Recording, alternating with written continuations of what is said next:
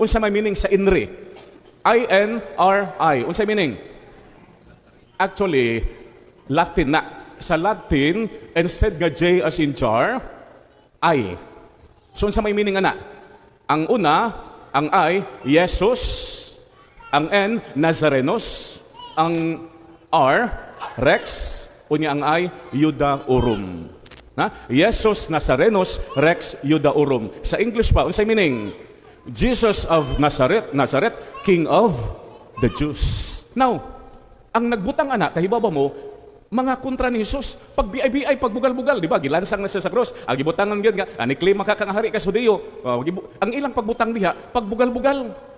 Now, kung sila nga nagbutang ni ana pagbugal-bugal, nganong wa man nato tangtanga karon ang pulong Indre? Nga ang kaaway madain ni Jesus, ang way pagtuon ni Jesus, ang mga Pariseo, mga Saduceo, mga sundalo, mao may nagbutang ana pagbugal-bugal, pag BI, apan nganong wa man nato tangtanga.